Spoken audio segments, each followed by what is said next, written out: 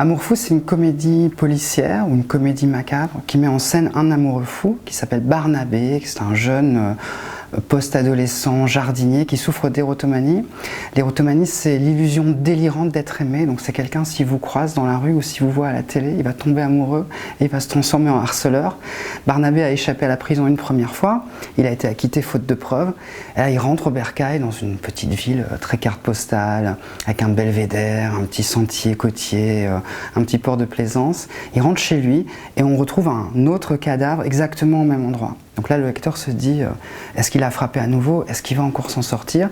La police enquête, sauf que je mets en place toute une galerie de personnages qui sont tous aussi fous les uns que les autres et attachants. Il y a des parents qui ont juste qu'une envie, c'est d'enfermer leur fils, une mère très envahissante, un père qui est psy, qui rêve de le voir à l'asile, il y a un journaliste un peu putassier, il y a un policier municipal qui aimerait bien enquêter mais qui n'a pas le droit parce qu'il n'est pas de la nationale, il y a une voisine, bref. Il y a tout un jeu de pistes que je mets en place. C'est donc une comédie macabre, mais c'est aussi un Cluedo. Et je vous mets au défi de trouver la solution. Alors en littérature, j'ai des influences très classiques. Agatha Christie, Boileau-Narcejac, c'était deux garçons qui écrivaient sous pseudo. On doit à Vertigo de Hitchcock à Boileau-Narcejac ou Les Diaboliques de Clouzot. J'aime aussi beaucoup Ellery Queen, c'était aussi deux garçons qui écrivaient sous pseudo. C'était un peu le pendant américain d'Agatha Christie.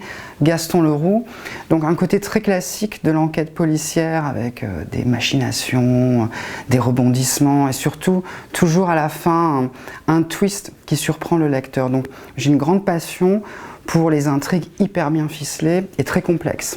Après, du côté des séries un peu poussiéreuses, je l'avoue, mais que j'adore Arabesque.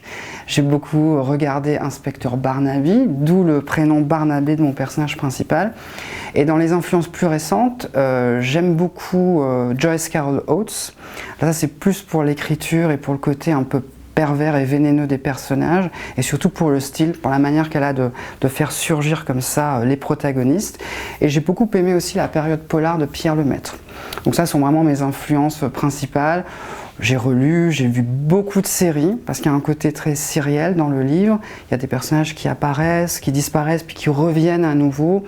Ça peut se lire comme une mini-série. J'aime beaucoup le dialogue, je trouve qu'il est très sous-estimé, souvent dans les livres, alors qu'en littérature, ça donne du rythme, ça donne aussi un ton, parce que les personnages ne viennent pas tous du même milieu, ils n'ont pas la même façon de s'exprimer, donc c'est aussi un jeu avec le lecteur pour reconnaître qui parle à ce moment-là. J'ai appris le dialogue, j'ai fait du scénario, je viens aussi du théâtre, j'ai un des livres qui va être adapté au théâtre, donc c'est un art que j'aime beaucoup utiliser, et là c'est vrai que je l'ai vraiment, j'y suis allée à fond dans le livre, et je trouve que ça fait aussi partie du charme du polar, c'est-à-dire des personnages qui parlent, des dialogues qui fusent, une certaine efficacité, mais toujours de manière littéraire. L'humour, c'est toujours difficile pour un auteur de dire j'écris des livres drôles parce que moi-même je suis drôle, mais c'est plutôt, disons, une manière de regarder le monde. C'est-à-dire j'ai toujours une façon décalée et ironique de regarder ce qui se passe autour de moi, parce qu'on vit des époques évidemment difficiles, et c'est une façon de me protéger. Donc forcément, ça transparaît dans mes livres. On ne sait jamais, dans mes romans, si on doit rire ou si on doit avoir peur de certaines situations. Donc c'est toujours sur un fil.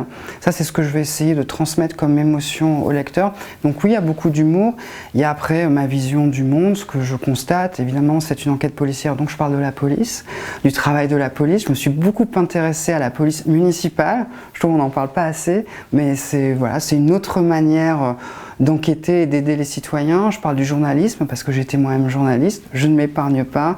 Je parle aussi des Parisiens qui s'installent à la campagne, dans des petites maisons et qui sont un peu envahissants.